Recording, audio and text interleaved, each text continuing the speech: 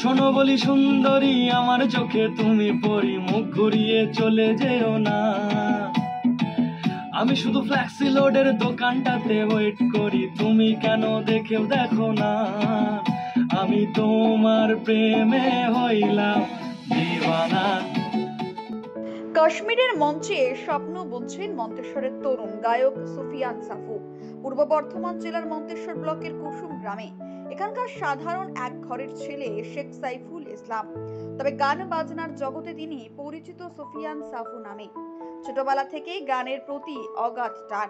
বাবা শান্টু শেখ এবং মা টগর বিবির অকৃত্রিম সমর্থনকে পুঁজি করে তিনি ধীরে ধীরে গড়ে তুলেছেন নিজের গানের ভুবন। আমার কুসুম গ্রামে বাড়ি, আর আমি গুরুজনদের মুখে শুনতাম আগে এই কুসুম গ্রামের বুকে ইভেন আমার পাড়াতে কে মল্লিক নামে সদ্য কে মল্লিক নামে একজন বিখ্যাত গায়ক ছিলেন। হ্যাঁ, তো ওনার অনেক নাম শুনেছি।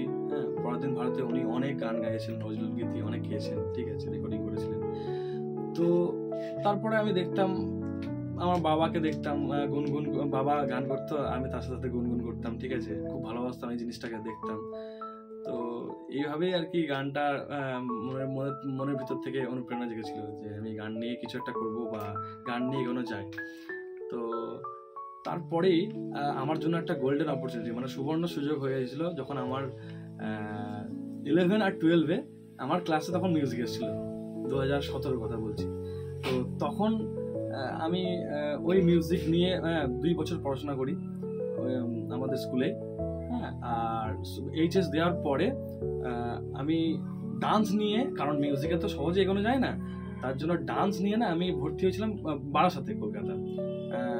তো ওখানে ডান্স করতাম এবং ওই বছরটা মানে গোটা কলকাতা থেকে কোচবিহার থেকে শুরু করে অনেকটা এরিয়াতে জুড়ে আমি অনেকগুলো প্রোগ্রাম করেছিলাম বড় বড় শিল্পীদের সাথে, যেমন প্রসেনজিৎ, তারপর কোয়েল, দেবজিৎ, এদের সবার সাথে আমি অ্যাজ এ ব্যাকগ্রাউন্ড ডান্সার করেছি। তো ব্যাকগ্রাউন্ড ডান্স করতাম, স্টেজ সম্পর্কে ধারণা নিতাম কীভাবে কী করতে হয় এগুলো, কারণ এগুলো তো দরকার পরবর্তীকালে আমি করতে হবে স্টেজ, সেজন্য আমি এগুলো একটা নলেজ ক্রিয়েট করছিলাম নিজের মাইন্ডে। তারপরে ওখানেই আমার একটা আন্টির সাথে পরিচয় হয়, আন্টি এবং আঙ্কেল। ওনারাও খুব গান ভালোবাসতেন, এত গান ভালোবাসতেন, তো আমিও গান করতাম, সেজন্য আমাকে খুব ভালোবাসতেন। তো ওনারা আমাকে অফার করেন যে তুমি মুম্বাই চলে আসো, তুমি মুম্বাই আসলে হয়তো আরও তুমি বেটার কিছু করতে পারবে এই গান নিয়ে। তো তারপরে আমি মুম্বাই চলে যাই। মুম্বাই যাওয়ার পরে ওখানে দেখলাম প্রথম সপ্তাহে আমি একটা ভালো কাজ পেয়ে যাই রেকর্ডিস্টের। তো রেকর্ডিস্টের কাজ করতে করতে কোথাও না কোথাও দেখছিলাম আমি আমার যে মিউজিক লাইফটা না, সেটা যেন শেষ হয়ে যাচ্ছিল। কারণ রেকর্ডিং করা, শুধু ভোকাল রেকর্ডিং করা, টোটালি এটা মিউজিক জগতের বাইরে। তো ওটা আমার কোথাও না কোথাও খারাপ লাগছিল, বা আমার মানে মিউজিকটা হচ্ছিল না, গানটা হচ্ছিল না, চর্চা হচ্ছিল না। তো আমি কি করলাম, ওগুলো সব ছেড়ে আমি বাড়ি চলে এলাম।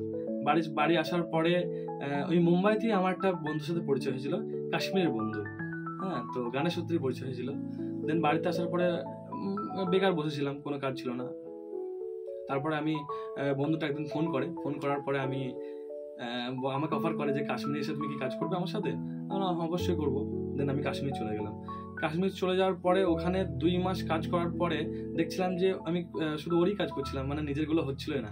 কারণ আমিও তো লিখি, আমিও গান করি, বা আমিও মিউজিক বানাই, তো আমারও কিছু কম্পোজিশন আছে, আমারও কিছু ধারণা আছে যেগুলোকে আমি প্রকাশ করতে চাই মানুষের সামনে। তো সেগুলো হয়ে উঠছিল না আমার। 2 মাস থাকার পরে আমি বাড়ি চলে এলাম। বাড়ি আসার পরে বাবা মার সহযোগিতায় আমি একটা স্টুডিও করি। হ্যাঁ, এবার আমি আমার ধন্যবাদ জানাতে চাই আমার বাবা মাকে, যে তারা আমার এই বয়সে এসে আমাকে এখনো সাপোর্ট করছে, যেখানে আমার অন্যান্য ছেলেরা কি করছে, কাজ করছে, বাবা মাকে ইনকাম তুলে দিচ্ছে হাতে, কিন্তু সেটা আমি হয়তো এখনো পর্যন্ত করে উঠতে পারিনি, কারণ আমি সেইভাবে পরিচিত লাভ করতে পারিনি। আমার একটা বন্ধু আছে, আমার বন্ধু ব্যান্ড আছে, তো ওই ব্যান্ডে আমি মোটামুটি প্র্যাকটিস করি, কিন্তু এখনো বড় বড় সেরকম কোনো স্টেজ শো আমি করেছি, কিন্তু সেইভাবে করিনি যেভাবে আমার আশা, আমার মনের মধ্যে যে আশা হচ্ছে যে এরকম একটা বড় স্টেজ আমি করবো কখনো লাইফে, তো সেরকমভাবে এখনো কোনো পাইনি। কিন্তু আমি প্র্যাকটিসটা করে যাই, কন্টিনিউ রেয়াজও করি, প্র্যাকটিসও করি বন্ধুর ব্যান্ডে। আর ইভেন আমি আমার স্টুডিওটা করেছি, এবার এখান থেকে আমি নিজে গান লিখি, গাই, এবং নতুন নতুন প্রচেষ্টা আমি আমার ইউটিউব চ্যানেল সুফিয়ান সাফুতে দেওয়ার চেষ্টা করি। একজনকে আমি দেখে খুব অনুপ্রাণিত হই এবং আমি খুব ভালোবাসি মন থেকে এবং ফলো করি, অরিজিৎ সিং।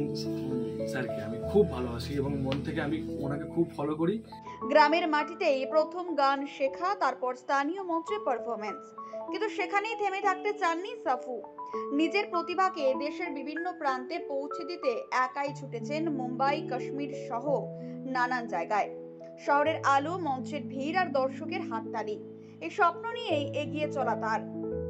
তো এখন আমি নিজের লাইফের প্রথম গান লেখা, কম্পোজ করা এবং মিউজিক করা আমার নিজের গান আমি এখন পরিবেশন করছি।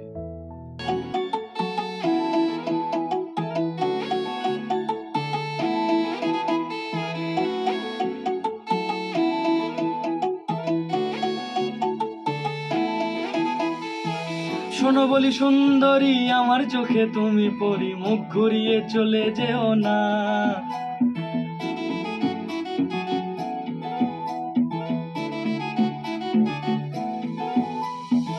শোনো বলি সুন্দরী, আমার চোখে তুমি পড়ি, মুখ ঘুরিয়ে চলে যেও না।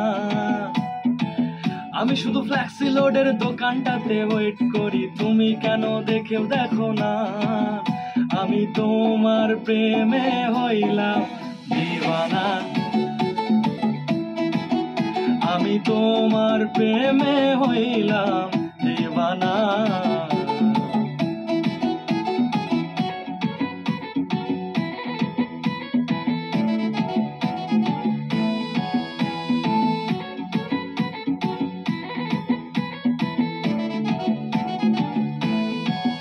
তুমি মানো না মানো, তোমার কাছেতে আছে আমার না বলা কথা। আমার দেওয়া চিঠিটা তুমি না নিলে আমি কিভাবে বলবো কথা। যদিও এখনো তেমন বড় সাফল্যের দেখা মেলেনি, তবুও তিনি হাল ছাড়েননি। বর্তমানে তিনি ভরসা রেখেছেন রিমিক্স গানের ওপর। মন্তেশ্বরেরই আর এক নামকরা শিল্পীকে মল্লিকের জনপ্রিয় গানগুলিকে নতুনভাবে সাজিয়ে রিমিক্স আকারে পরিবেশন করছেন তিনি। এই গানগুলি সোশ্যাল মিডিয়াতেও কিছুটা সাড়া ফেলেছে। নিজের কণ্ঠে নতুন মাত্রা যোগ করে সাফু চেষ্টা করছেন মানুষের হৃদয়ে জায়গা করে নেওয়ার। তার কথায়, গানই আমার স্বপ্ন, গানই আমার জীবন। একদিন আমি চাই গ্রাম থেকে উঠে এসে দেশের বড় মঞ্চে নিজের পরিচয় তৈরি করতে। আমার তো মানে ছোট থেকেই একটু গান বাজনার নেশা ছিল। তো সেটা আমি যাই হোক ওই সংসারের চাপে বা ছোট থেকে মানে ছোটবেলাতেই আমার সংসারের বোঝা ঘাড়ে পড়েছে। তা সেই হিসাবে তো আমি মানে নিজেকে করে উঠতে পারিনি। তো এখন দেখছি যে সেই মানে জিনিসটা আমার ছেলের মধ্যে একটু জেগেছে। তো জাগার মধ্যে সেখানে আমি একটু ছেলের মধ্যে যখন দেখতে পাই, তখন আমি ওকে একটু সাপোর্ট করি যে যাই হোক, যে আমি পারিনি তো সংসারের চাপে, আমি পারিনি তো কী হয়েছে, তুই বাবা একটু এগিয়ে যা। কিন্তু ওর মধ্যে সেই প্রতিভাটা দেখেছিলাম বলে আমাদের সংসারের মধ্যে তোকে কিছু দেখাশোনা করতে হবে না, আমি এখনো পর্যন্ত আমি মানে পরিশ্রম করে যাব এবং তুই এগিয়ে যা। তা এইটাই আমার মানে স্বপ্ন, যে যাতে আমি খেটে ও মানে একটু দূরে মানে যাক এবং ও বড় হোক, এটাই আমি চাই। আমরা সকলেই আমরা এটা চাই এবং দর্শকও চাইলে এটা পারলে করতে পারবে। সেইভাবে দর্শকও বলবো যে তাকে যেন একটু আশীর্বাদ করে, এবং দোয়া করে। আমার নাম শান্তু শেখ। আজকের দিনে যখন রিয়েলিটি শো, ডিজিটাল প্ল্যাটফর্ম এবং ইউটিউব নতুন শিল্পীদের জন্য সুযোগের দরজা খুলে দিচ্ছে, তখন সুফিয়ান সাফুর মতো তরুণ প্রতিভারা সেই সুযোগ কাজে লাগিয়ে নিজেদের জায়গা করে নিতে চাইছেন। কুসুম গ্রামের এই তরুণ গায়কের স্বপ্নপথ অবশ্য সহজ নয়। লড়াই আছে, অভাব আছে, প্রতিযোগিতা প্রবল, কিন্তু তার গলায় বিশ্বাস আর চোখের স্বপ্নের আলো স্পষ্ট।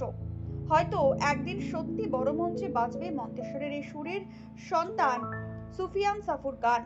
মন্তেশ্বর থেকে মৃত্যুঞ্জয় যোশীর রিপোর্ট, মেমারি আপডেট।